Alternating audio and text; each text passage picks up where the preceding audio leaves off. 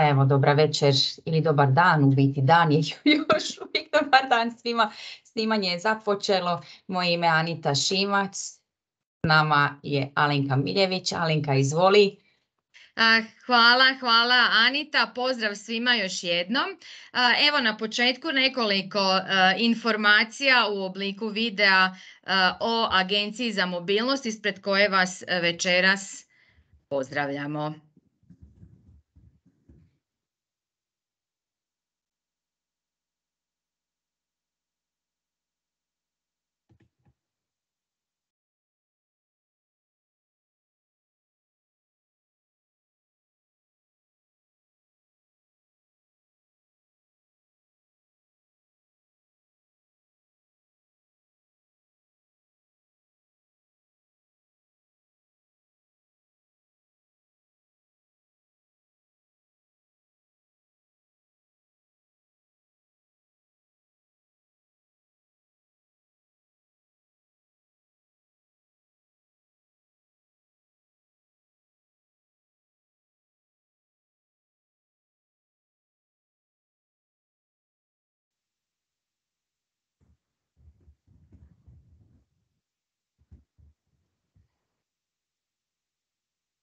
Još jednom pozdrav, zaustavit ću sada dijeljenje svoga ekrana. Na početku još nekoliko samo praktičnih informacija, dakle webinar će biti na engleskom jeziku, za sve vas koji ste iz Hrvatske slobodno možete postavljati pitanja i komentirati na hrvatskom, mi ćemo rado prevesti za vas ukoliko je to potrebno, a na kraju prezentacije vas molimo onda za još malo strpljenja da ispunite evaluaciju i eventualno dodatno pitanja ako imate za našu gošću. So Anita, the floor is yours. Thank you, Together with Alenka. Loredana now. Thank you. Welcome to everyone. Welcome to everyone from Croatia and outside the borders. This is the start of a very special and very interesting and exciting series of webinars that Alenka and I planned individually, and then we kind of came together and said, oh, we have the same idea, so let's combine our forces and invite all of these wonderful speakers to present and share their wealth of knowledge with primarily teachers in Croatia, but definitely others over the border. So just a very warm welcome to everyone who is joining us this evening. Today, actually, it's still sunny in Zadar, Croatia, and I'm very, very happy to have the wonderful Loredana Popa with us. I'm just, Loredana, going to say a few words as an introduction, though I think I would need much more time to fully do you justice. You're much too modest. So I'm just going to read what Loredana wrote. As I said, she is someone that I've admired for a very long time, and our paths have crossed many, many times over the years. So I am so happy she decided to spend an hour sharing her knowledge with us. So Loredana is an English teacher in Romania. The school she teaches at is an eTwinning school that was part of the Monitoring eTwinning Schools pilot program. She looks very, very young, but she has 20 years of experience in teaching English and English as a foreign language, and more than 10 years of using creative writing and interdisciplinary classes. Loredana is an English teacher, as I said, but she loves STEM. And this is where our paths crossed over the years, because she's also a scientific ambassador. So I kind of forget, it's very much a blurry line with her, with the English classes and the science. It's all very much interconnected, but this is what eTwinning really is all about. all about the interdisciplinary approach. So not only is she an eTwinning ambassador and a Scientix, but also an Erasmus ambassador, and she is an award-winning teacher. And the reason that I asked her, I'm going to stop reading now, but the reason that I asked her to join us this evening is because every webinar that I've attended that Loredana has held has truly been very motivational for me, because she really has great speaking skills. No pressure, Loredana, but she's very motivational, and I really wanted all of you who haven't had a chance to hear her to spend the next hour with her, with Alenka and myself, and just kind of getting to know all the projects and work that she does and connecting with her. She's very communicative and always looking for new collaborations. So please, please look for her and try and find her on the ESET platform.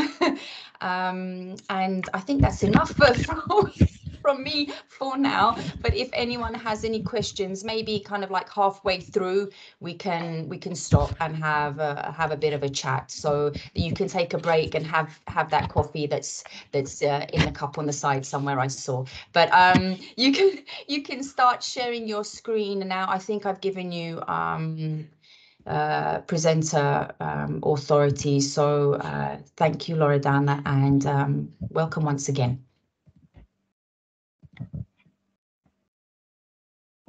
Just don't forget to unmute your microphone. Yeah. I've done that. Okay, now let's see if I can figure out where my presentation has gone. Can you see it? It's supposed to work. Yes, we can see it. Yeah, so we can see it. I'll do it like that. Yep. So first of all, I did not write the part about looking younger. I didn't write that, but thank you for that. That was a really nice thing. So thank you for the introduction. I just put eTwinning ambassador because, well, there wasn't enough space, and I think we're focusing on eTwinning, so let's, not focus on the other, titles or whatever right now. But first and foremost, I teach English.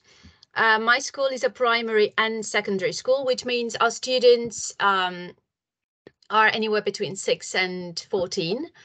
Mine in particular, the only students I do not have are those that are 6 and 7 year olds. Apart from that, I've got every single age category, and it's quite fun.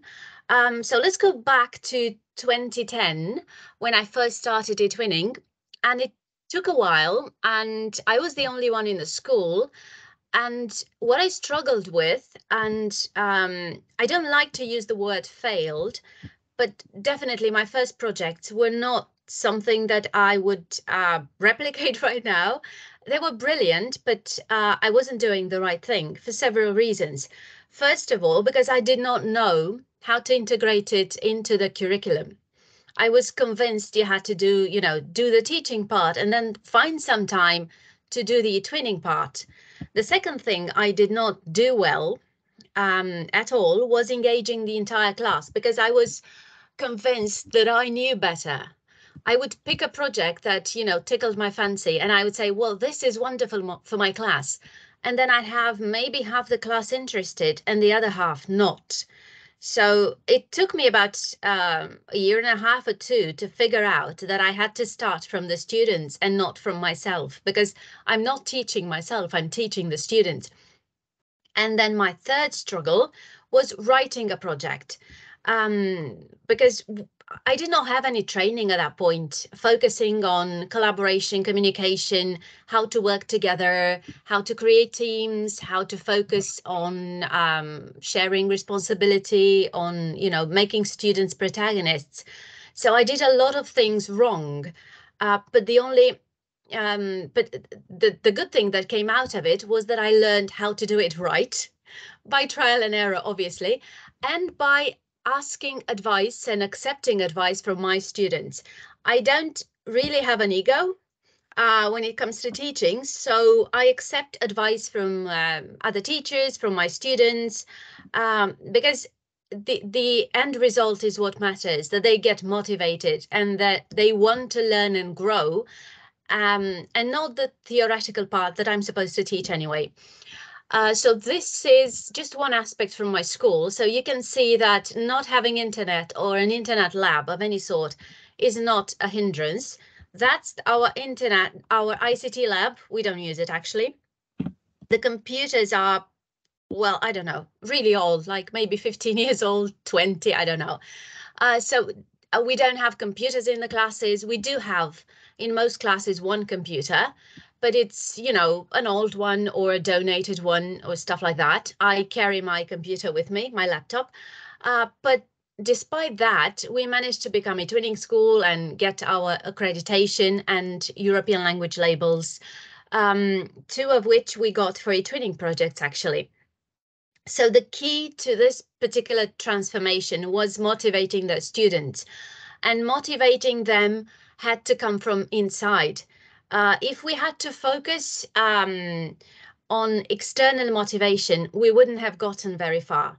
We're still quite far away. I mean, just maybe a third of our teachers are or have worked on eTwinning. We have a lot of new teachers and they're willing to work and to think outside the box, and that's a good thing. But just don't lose hope with a new platform. It's still in beta testing. It still has, you know, little quirks and things that don't particularly work the way you want to, but I'm pretty sure they will sort that out.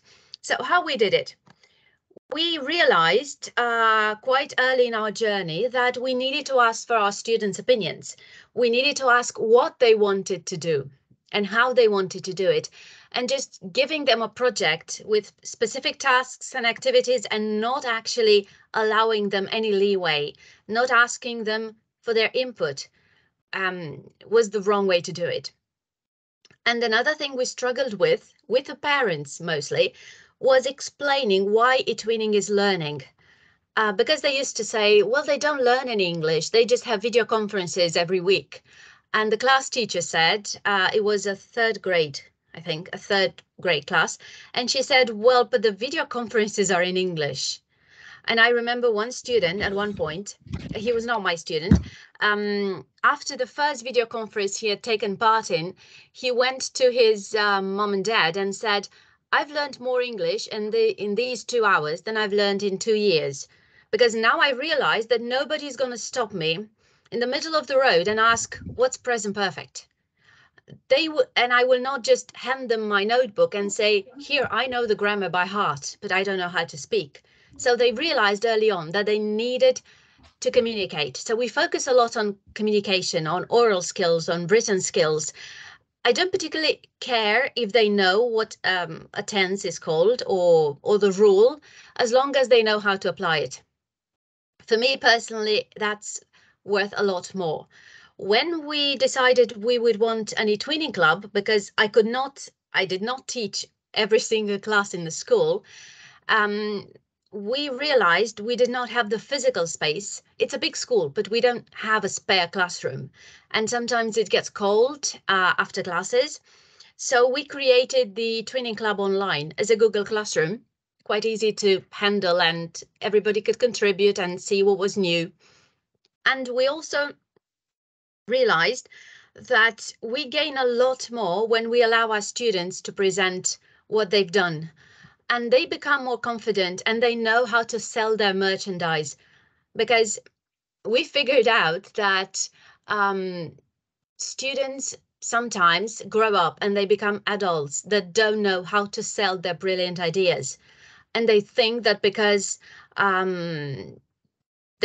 they're not the brightest or whatever, that they cannot do well in society. And that's because they don't know how to sell it.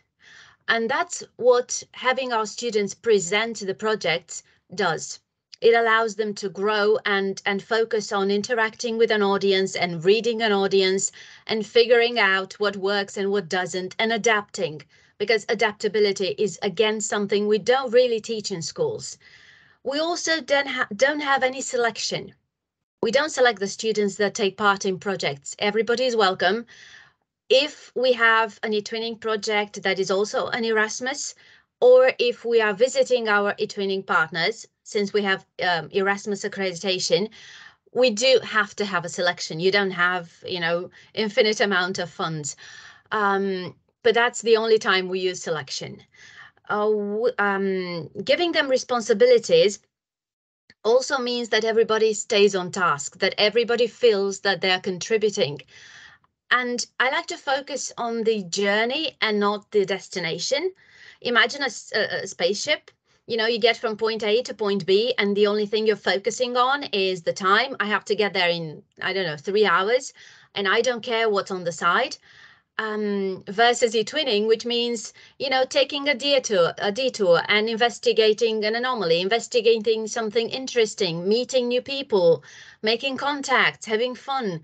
You know, it's like taking the train or going by car, your own car, where you can, you know, adjust where you're going, how you're going, who you meet on the way.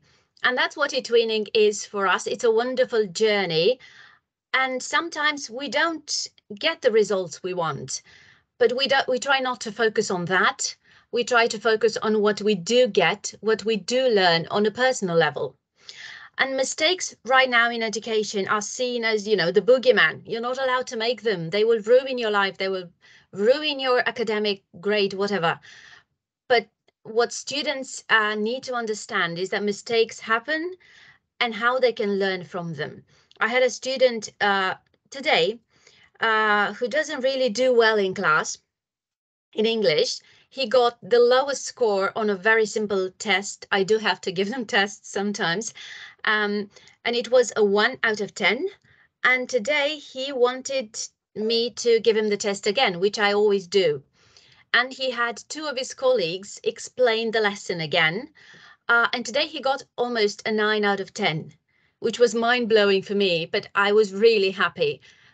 So we have to allow our students to grow and learn from their mistakes, because otherwise, every time they make a mistake in life, they will just feel discouraged and, I don't know, depressed, or they feel that they're not worth it. They're not worth anything. So my challenges when it came to eTwinning were quite a few. At first, it was, you know, because not everybody wanted to join. And I learned that I had to, you know, decide with the students and not for the students. And then one of the biggest is the teams. Do I allow the students to create the teams, or do I do it myself? I've tried both ways. We always have discussions and disagreements. Even if we use a random will generator something, they always have something to complain about. So it depends on your class. You have to find a way to balance the teams and focus on what every student brings to the team. Evaluating their work when they are doing it as a team is another challenge. And I did it wrong for quite a while because, you know, you have a team of 5 students, and when you ask who did what, they will say everybody contributed, everybody did everything, because they don't want to get in trouble with their peers. They don't want to be the odd one out. So we decided at some point to use evaluation grids, nothing fancy, but we did that with the students. They needed to know that evaluation, all the ideas would come from them, so it would be fair for everyone. Another challenge was integrating into the curriculum. That's the big reason people give me when I ask about eTwinning. And what we did is created a collection of examples from all school subjects. What you can do when you teach history, what you can do when you teach chemistry, maths. We mixed up maths with creating cartoons, and also history with creating timelines that were interactive in a way. So no matter what you're teaching, you can find a way to integrate a project into your curriculum. You just have to discuss it maybe with another colleague or discuss it with your students. Linguistic challenges, another thing that is a big no-no for some teachers, not only my country. And some of them use the students to help them with their linguistic skills and ICT skills. But we also have those teachers that, you know, they don't feel very comfortable allowing students to teach them. And we have to understand that at this point in time, we are no longer on two different planes. We are a guide for a student. We are an authority to some extent, but not the way it used to be. We have to learn how to share responsibility with our students, because they get so much more motivated when we do that. Another challenge I had was colleagues saying, yeah, but I don't think that will work for me. So what I did, and in some cases it has worked, in others it still hasn't. So, you know, you're not going to get everybody on board. Or if you do, please let me know about your secret recipe and I will try to replicate it. Is I invited them to video conferences. I did not need their help per se, but I, you know, like I said, no ego. So I asked them to come in as experts because they felt that they were needed. And when they got into the classroom and they saw that the students were filming and they were quite terrible at it at first, or the students were doing all the technical stuff and connecting all the cables, although they were just 10, it kind of sparked their curiosity for some of them. Like I said, it works with some people, it doesn't work with others. The teachers that don't want to get out of their comfort zone, well, sometimes don't. And another struggle that was quite real was for students to stay on task. So starting a couple of years ago, but I stopped for a while, I introduced gamification. So every single task for a project is turned into a mission or a task on Classcraft, Class Dojo, and they get points and they level up and they can use their powers and they create their own teams. And you can negotiate what sort of, how they use their powers and how they want to redeem the points they get.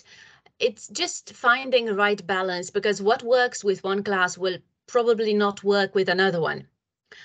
Like I said, my focus is first and foremost on empowering the students and making them protagonists, mostly because it helps them grow personally. It keeps them going. It helps everyone make progress, and it gets them involved because they are involved in the decisions. The presentation will be available, and that's a video I created with Natalia Tsitsi, another eTwinning ambassador, when we were running a learning event on eTwinning, and is basically why you should pass the floor to your students. So why does it work? Well, it works because whenever you learn something, you have an emotion attached to that learning. Learning cannot happen if you're not emotionally attached, for better or for worse, to the thing you are learning about.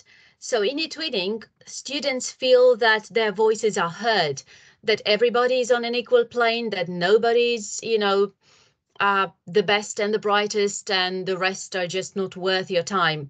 So that's why it works. That's why being emotionally attached or invested in the learning process yields results. That's why eTwinning is so successful in classes. Well, one of the reasons, there are many more, but you know, the thing that got me is the emotional involvement. So how do we empower the students and teach them to learn outside the, outside the box, to think outside the box, sorry. I did a bit of research. Well, it was an informal discussion with, I don't know, 8, 9 classes. I counted them at some point, but forgot. And you can see I've got different groups of students. And you will see that depending on their involvement in eTwinning, they had different struggles and different, powers, to call that. So the first group, those students had never been involved in a project. They had never done creative writing. It's not that they couldn't see outside the box. They were not even aware there was a box. So they were really struggling with writing something crazy or, that could not make sense. The second group is my most, well-versed group. I've had them for 7-8 years. They've been involved in a lot of eTwinning projects, and most of them won prizes, and not European prizes, but national prizes. And they have absolutely no problem speaking in public, presenting their ideas in English in front of inspectors from other schools, from other countries, presenting in front of the mayor or experts from around the country. They've realized that they are there to present their idea, deliver, pitch their idea. And that's that, answer questions. It's not really about, getting grades or something. It's about their honest opinion about a project or about a product or about an experience, a learning experience. The third group told me at some point that they never get the usual homework, the boring stuff. They always get unusual homework, and they like that. Nowadays, they've become fond of some new gadgets, some new websites we use, because they like a bit of competition. And today, actually last week, they've asked me if they could be teachers. And I allow one student to be the teacher every single class. And then they have to tell me what the struggle was, what the challenges were, how they found it. But they are really enthusiastic about being teachers. And the fourth group, those were the ones that were really not used to making mistakes and not being punished for them. So they would be hesitant. Now, these particular students, after 1 year, they get more and more creative. They learn that making a mistake is not, something to be scared of, and that they get a second chance. It doesn't usually work like that in life, but learning from your mistakes creates a different mindset. And that's what eTwinning does. It just shapes your perspective. You don't get that tunnel vision. You get to see outside the box, beyond the box, parallel to the box, in another universe, whatever you want to call it. So I will just go through a couple of examples of how I empower students. You have the links. I will not go into detail. The idea is that whenever we have meetings with partners in eTwinning or Erasmus projects, I let my students choose what workshops they want to do, how to hold them, and I just provide the technical details and maybe some materials and advice, but that's it. I let them run the show. I'm basically there for moral support, and because I bring the laptop and stuff like that. You can check the links and you will see what workshops they decided to do and how they introduced their workshops to the other students. Obviously, they were nervous, but they got over it. And these two girls were presenting some final products from a project we've just ended. It was an Erasmus project based on an eTwinning project that won the European language label, and they wrote their own presentation. One of them wanted the presentation to be a song, then changed her mind and made it into a poem. The other one wanted to write it as a story. Obviously, the stakes were high. It's a national competition for final products of European projects, and we get to go to the nationals. There are just 2 or 3 spots per county. We always go to the nationals, but it's still, you have to decide, do you focus on going to the nationals or do you focus on the students? And I choose to focus on the students because I think it's more important that they learn how to create and deliver a proper presentation. What we also do and works really well is mixing teachers with students. If it's national teams, it's fine. If it's international teams, it's even better. And these are just a couple of examples from workshops we've had where students were mixed with teachers from different countries. And it gave them a different perspective. Again, doing creative writing, and they had to write about crazy things. Like at some point, I think they had to write about a mammoth that became friends with a comet. It was things, there were things that I came up with, I think, on the spot. Other ideas were from the students. And we were just supposed to improvise, have 10 minutes or 15, and just write something. And so we focused on the process and on delivering. On the left, you have volleyball with peanuts. That's a future sport. And we had teachers, headmasters, actually, students from 3 countries or 2 countries, I can't remember. But it was a really fun experience for them. What we also do is allow them to create content. You will see a few examples from an eTwinning and Erasmus projects, then examples from eTwinning projects alone, because it's a different thing when you have an Erasmus project and your students get to meet physically. So these are just a couple of examples. I allow them to create their own transcurricular board games. They created, the QR code on the left is to a biology game. I think it's a video. The nervous system, they created a game to revise the nervous system, but they did it in English. And they had quite a lot of fun going from one teacher to the next and asking them about, I don't know, the nervous system, depending on the level of difficulty. And on the right, some ads that our students created together, documentaries. They wrote the script. They decided how they would deliver the speech, what they would include in their work. These are just 2 examples of my students, and they were 3rd grade at the time. They were hosting some workshops. One was a STEM class, and a lot of the experiments failed. It was their 2nd or 3rd time doing the experiments. We did not even know what the experiments would be. We just knew if we had to provide some materials, that's it. Because we allowed them to bring the experiment. Obviously, we made sure it was not dangerous. We let them present the experiment. We tried to figure out together with them why it worked, why it didn't work, but we did not focus on the result.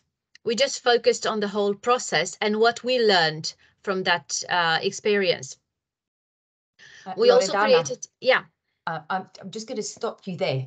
Stop me, go. No, just to ask a few questions. I've been writing a few questions down because there's so much that I wanted to ask. So before I forget, the peer teaching is very interesting, and it's wonderful seeing how the student agency works in your classroom and beyond with the projects. But I was just wondering, how easy is it for you as a teacher to relinquish that control to the students? Have you found it gets easier in time, or have you always kind of been that teacher who is very capable? Because I think, you know, just speaking from my perspective, I often feel as if I need to ensure that everything is under control. You know, and I like the fact that you let them get on with it, and you encourage I think that's very important. So how do you achieve that? I don't really struggle with it. I mean, I know if I'm talking about adults, then yeah, I do have a problem. I have to micromanage, I think, at some point. But if I'm talking about students, I actually feel very comfortable with them taking the leading roles. And I know that my headmaster sometimes does the same thing. He teaches maths. So he lets the students explain again, because that's something I call student language. Sometimes I explain something and there are a couple of students that don't understand. And then I ask a student to explain. They say some gibberish that makes no sense to me, but the kids understand. So, you know, since the kids understand, I don't have a problem. And it has actually never got out of hand. They love the idea of explaining, and they've actually come up with this. They said, why should we pay for extra classes when we go home because we don't understand, maybe we struggle with maths or physics? Why don't we do that in school? And ask other kids who are good at maths or physics to help us understand. So it's something that some teachers in my school have also picked up on this idea. But again, there are teachers who struggle with this, and but maybe in time, many of them will change their mind. So no, I'm not struggling. I think this is a wonderful idea, because the peer teaching among children builds their self-confidence when they realize that they can explain something to someone else. Then it kind of works. It's a bonus both ways, because they're explaining to another child who understands, and then they're sharing their knowledge, so you can see that they also understand it. It's really in many respects a win-win situation with the peer teaching. I find. Do you do mentoring with the children, with older children maybe that have more experience with eTwinning, and the younger children? Is that something you practice? We had a virtual meeting for our eTwinning project that was also in Erasmus, and instead of 5 students, since it was virtual, we had like 40 something. We had students running from 3rd grade to 8th grade. And at some point we created a group, a WhatsApp group, because some of us were at school where we did not have a stable internet connection. The backup team was at home. We had students at home logging from their devices. And I realized at some point that the WhatsApp group was lighting up because they were giving advice. If a student had technical problems, we had other students jumping in and offering advice. So it really works. More experienced students were giving advice and coaching the others. So yeah, it does work. It definitely works. Okay, thank you. That I'll leave the other questions for later on. Yeah, sure. Okay. No. Escape rooms really work with students, and you don't have to do them digitally. On the left, we have one from a project that also won the national prize for projects run by ambassadors. On the right is another escape room. This project won, again, the national prize for eTwinning and Erasmus projects. But we've also done escape rooms on the hallways, just putting QR codes that the students had created. It depends on what you have and how you want to involve your students, and you know your school better than anyone and your students. And I would love to take them outside, but I'm not confident that I can do that because we have like 30, 35 students in a class, and it can get crazy. So a couple of ideas for creative writing. You can see them. I will not insist. My passions are inventing a background story or a family story for whatever they bring to class. We had the friendly washing machine. At some point, a student created something about a friendly washing machine, and we went with it. I stopped the lesson. I don't know what I was teaching at that point. We stopped the lesson to get Q&A. So we developed the story. We started making up new characters and having them connect and interact. And last week, we were, I don't know, going through our lesson, reading a text. We had a story, and one of the students put a glove on his shoulder and he said, "This is my imaginary friend." Obviously, we stopped the lesson and we started to talk about the imaginary friend. And it motivates them to use the language, to express themselves in English and to practice and to be brave enough to, open their mouth, because it is a foreign language. You can see that we bring different characters to class, and sometimes we do improvise, because the idea of bringing Lucifer to class just came out of nowhere. We were having a grammar lesson, and at some point we had a student who said, whatever we were asking, she would say, "God will provide." And, we obviously asked, "How do you know?" And she said, "Well, because I know God, I might be God." Obviously, we put her on the spot and we said, "We have an interview." So every class, we brought a different character to class. And you can have other ideas as well. Creating a business, for example, they learn how to do the marketing part. Writing scripts. My students love writing scripts and directing them and sometimes filming, editing. I don't particularly focus on the quality. I care more about the process and what they learn in the process. We love storytelling in any shape, way, or form, because it really puts their mind to work, and they learn a lot about themselves. First and foremost, these are just a couple of examples. They were the ones filming, they were the ones writing the interviews, delivering the video, and answering questions if need be. So we try to make it as unusual as possible. This was my fourth graders hosting a workshop on comic strips, I think. And on the left, it's a tool I really like. You just spin the wheels and you get a random line and you have to go with it. In this case, it was 5 questions you would ask a dishonest computer programmer who skateboards in craters. I had chosen sci-fi. You can go for fantasy or comedy. This is another way of engaging them and maybe doing a bit of ice breaking. So on the left, they had 10 minutes to improvise, either write a story or a play or act it out. And they would get assigned a random topic. Mine had something like, do you remember the day you played tennis with Scooby-Doo or something? And on the right, you have an ice-breaking activity, a would you rather activity. These are all just crazy ideas, but it gets them talking, and it is a lot of fun. It is hilarious. You can adapt it to your language.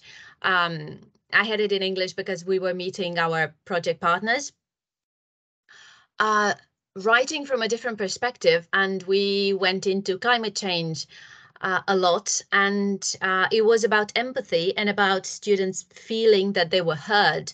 These are just a couple of the ideas. I'm pretty sure I was supposed to have double, but I guess it didn't go through the second image.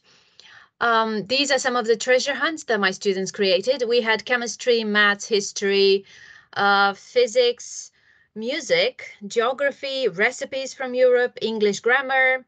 All of them were in English. They were revising what they had studied that particular semester, and they were writing all the questions in English, transforming them into QR codes, and then just running through the hallways. Well, not running, going, and seeing if they could scan and get all the answers right. And my students are 6th graders. They have no idea about chemistry yet, but they were learning about noble gases and I don't know, whatever the 7th graders had created. A few more examples, and you can see just how comfortable they are. They don't feel any pressure. The only pressure they feel is that they may not finish the treasure hunt in time, or that they skipped a QR code. Here are it's my own class. There's 6th graders now on the left, and they had written their own play about bullying. Now they have written another one, and we're trying to film it and do the rehearsals. And one of the plays was in English, another one was in Romanian. And on the right, they had written their first group song on bullying, and they were recording it. This is a project that actually won. It's just an eTwinning project. It won the National Prize for Ambassadors this year. And we worked a lot in international teams, which was absolutely fascinating for my students. For some of the students, it was their first eTwinning project ever, and they got to create their exercises and record the stories and meet online and discuss about the kind of games that they would want to include. And you can see what each team had to do. Some of them had to do the illustrations, other teams had to do the recording, others had to do the post-reading activities. And now I will just give you a couple of examples about creative writing and STEM, because for my students personally, STEM is a struggle. They don't understand the theory, they don't understand how the theoretical things they are taught in maths or chemistry or physics are related to real life. And the reason they don't understand it is because in Romania, you don't really have time for that. When it comes to maths, for example, they have national exams and the teachers literally have to teach a new lesson every single time. It's a very fast pace. So it also works if your students hate grammar, or if they just don't want to go to school because they don't see the point. So I just discovered this by accident. It wasn't a revelation, it just happened because I love science and I love languages. So at some point I figured we should maybe combine them because every student is good at something. So let's put that all together and see if maybe we can come up with ideas that can help every single student and allow every single student to contribute. So we decided we could try writing stories in which we would include maths or chemistry or physics or biology or geography or history. But for that, they had to do the research. They had to know the actual information. So how we did it. This is just a recipe. Obviously, it's not secret. I just love the word. This is one idea we tried. They had to, for example, come up with an interaction between Isaac Newton and maybe, I don't know, Mozart. So they had to be mindful of the context, of the background, of all the cultural information they need to know about the science. You know, they could not say that Isaac Newton was a cook or a chef or something. They had to be able to create that particular character and make it believable. And they also had to find a way to explain to Mozart, for example, to explain radioactivity. If we talk about, I don't know, Marie Curie or something, or someone. So they had to understand the concept first, then find a way to explain it through a story. Another idea that we had was creating trading cards and using them to create stories. So you will see a couple of trading cards. We have places, recipes, and people, and we would sometimes throw in a magic word, like something that had absolutely no connection to the words, to the trading cards. For example, if our character was, I don't know, let's go to somebody old like Cesar Cui. I don't know if I pronounce it right. We would put an iPad or something that was not historically connected to that particular period. So they had to make it work into the story. They would have to learn how to make all the information provided in the story, how to make it believable. And we would get to ask questions and they would have to know how to answer them. These are just a few of the stories, the short version, because after they presented the story, we would discuss it, because obviously they would go through the story really quickly and the stories lacked detail. So that's what we did. We had them write the stories and then we discussed them, discussed all the technical aspects, and they had to know how to answer our questions. Another idea, I tried that with 8th graders. We watched The Martian, and then they were divided into teams and they had to solve a problem from the film. It could be a science problem. It could be, I don't know, just about being lonely, alone on the planet. And if they got it wrong, then they would have to rewrite the entire part. But if they got it right, if their science was right, and we could obviously talk to our science teachers, then they could present it in an engaging way. It could be maybe a song. We didn't have anyone who sang the scenes, but we did have comic strips and poems. The treasure hunts, I've already told you about them. So we usually use QR codes because they don't take up a lot of space. And I'm just going to conclude about what eTwinning is as a journey and why it works. And it works because we encourage mistakes in eTwinning. Obviously not, mind-blowing mistakes. Like, I don't know, throwing a laptop out the window. But we do encourage students to get involved and to try things out and make the mistake and learn from the mistake. We focus on the process, on the entire journey, not the destination. We take detours, we redo things, we adapt. What works in one class will not work in another because students are different individuals and it's a different dynamic.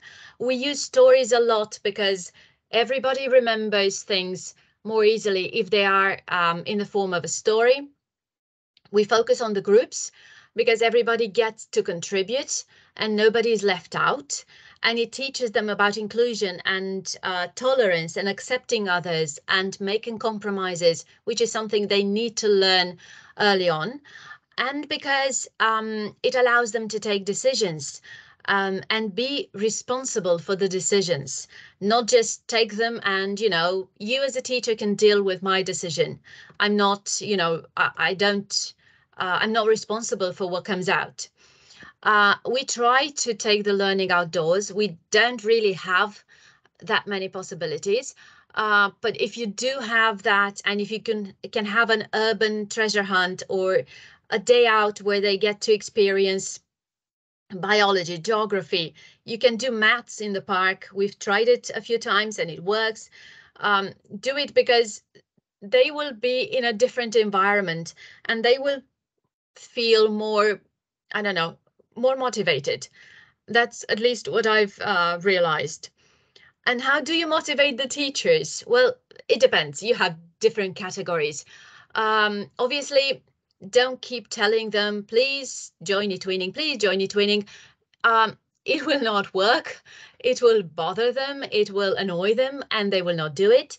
But just, every now and then you just throw an idea out, or better yet, let your students do that. And they will join in on their own terms when they feel they're ready to try. Focus on what they are good at. Don't let them think about the fact that they're not good at languages or ICT or writing a project or planning. Focus on what they are good at and make them feel like superheroes, because everybody is a superhero when you're teaching. Support them from the shadows if you can. Don't do the work for them, but just be there and offer support and offer advice when they need it. Always be honest. Don't tell your colleagues, don't tell teachers, and don't tell students that everything is going to be just brilliant and nothing's going to go wrong. It will go wrong. When you have a challenge and you found a solution, or if you haven't found a solution, just share that and be honest, because sometimes teachers get motivated because they want to help and they will try to help you find a solution. And sometimes that may lead to them joining a project. And always be flexible. Every idea is valuable as long as it comes from a place of, common sense. If it's with good intention, then all the ideas have, can bring about learning. It doesn't matter if it's the learning you had in mind, it's still learning. So why is eTwinning bigger on the inside? That's one of my favorite sci-fi fictions. It's Doctor Who. And that's on the left is the ship, what the ship looks like on the outside. It looks very tiny. And you might think that eTwinning is just a tiny community of teachers and there's not a lot you can do. And on the right, you can see the inside. And when everybody would get in, when anyone would get in the TARDIS, they would say, well, it's bigger on the inside. The same thing goes for eTwinning. eTwinning is a wealth of information, a wealth of connections and people and experiences, and you never know where you might end up. It is full of people that want to learn from each other, because nobody gets into eTwinning, just to do what? You go into eTwinning because you work with people from different countries and you want to learn from them and with them. So eTwinners are not people who are just focused on themselves. They are focused on their students. We do that for our students, but we also do it because we get to share what we do well, and we get to learn from others and grow and become better at what we do and have our students be more motivated. And that's one of my favorite quotes, and I will end with that and answer questions, because we are supposedly worried that we might be replaced by technology, or that we cannot do projects if we don't have the technology. Technology is just the means. It's not, it's the people that make up eTwinning. You're not in eTwinning for technology, for apps or for tools. You're joining eTwinning for the people, for the hands to hold, and for the people that will help you through and will help you grow, mostly on a personal level. If you have any questions, I will just stop my presentation if I can find the button, and I can answer the questions if I have a couple of minutes left. Okay. Yeah. Oh, Loredana. Wow. Brilliant. Great, well done. Just wanted to say about the fun part of it. I think, whenever teachers have fun in their classroom and in their lessons, then the teaching and the learning happen at the same time. So eTwinning is so much fun, both for teachers and students. So definitely, if you want to have fun, open your classroom and meet people, learn from each other. eTwinning is definitely the right place to be. Thank you, Loredana. You've really shown us that it is true. Yeah, we do have a lot of fun.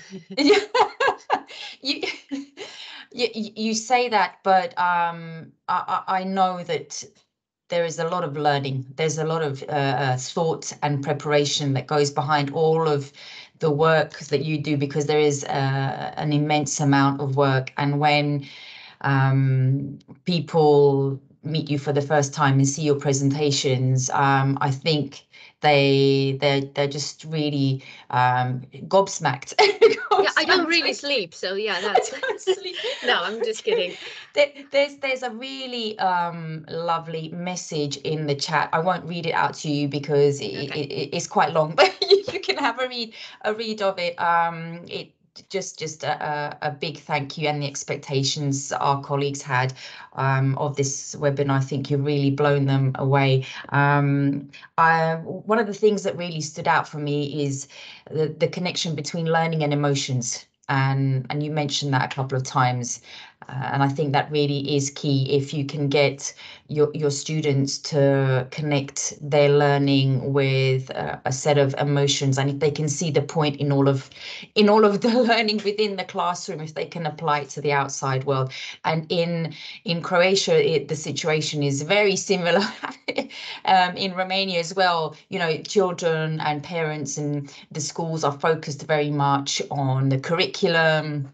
That is the priority, especially for STEM subjects and languages, as well as you were saying. So getting teachers involved, I think is very difficult. I don't know how you do it. I like the fact that where did I write that down? That you have like a repository of projects that can be interwoven into different subjects. So I think that's really good when you give teachers examples of how they can actually use eTwinning for the curriculum. So I think that's really good. And I was wondering, just quickly, where do you store all your stories within the projects that you do? Is there a favorite tool that you use? I use Wakelet. We have a Wakelet collection where I put everything, like magazines and stuff that we've created and final products and stuff like that. So we use that because it's handy. For the first time in a very long time, we actually have a website this year, but it has nothing on it so far. We're just working on putting information there, so to make it more accessible. But yeah, I use Wakelet. I'm sure there are more tools that we could use, and I'm open to suggestions. It's just that it's a lot. There are a lot of things that we need to store, and having an actual drive space or something, I don't think would have enough. So yeah, it's you mentioned working with Natalia Tsitsi, and she's going to be one of our hosts as well in this session. And I see Christina Nicolaita is in the chat as well. So yes. but Alenka and I are both once again just really thankful to you for spending the time with us, and for all of our guests, some who will be future presenters on our webinar. I think the hour is not really enough, but that's the time that we had this evening. Alenka, would you like to say something before we kind of sign off? Well, I think we've seen everything, we've heard everything. We got inspiration, a lot of ideas, I think, and thanks again also from my side, Loredana. Yeah, eTwinning over the border continues, of course. Yes. I think it's a great kick-off webinar, and I hope to see all our participants again in some of our next webinars on the topic over the border. Without border. Congratulations without for border. your idea. Yeah, it's a wonderful idea. Thank you. And just once again to all our participants, go look for Loredana on eTwinning and connect with her on the new platform, the new wonderful platform. Go connect with her and have a lovely evening. Thank you, a big thank you to everyone, and especially our special host for this evening. Thank you. Take care. Yeah, you too. Bye. Bye. Bye. Bye.